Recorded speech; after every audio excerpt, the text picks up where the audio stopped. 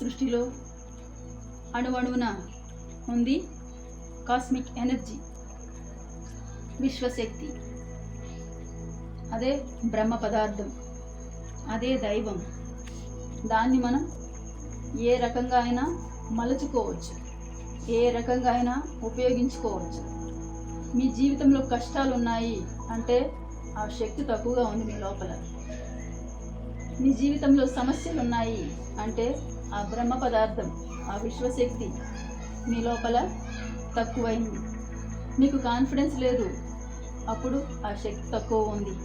మీకు భయం ఉంది, మీకు దుఃఖం ఉంది, మీకు కష్టం ఉంది, మీకు పేదరికం ఉంది, ఇలా ఎన్నైనా చెప్పండి. కారణం ఏంటి అంటే మీ జీవితంలో మీలో విశ్వశక్తి, కాస్మిక్ ఎనర్జీ, బ్రహ్మ పదార్థం తక్కువగా ఉంది అని అర్థం.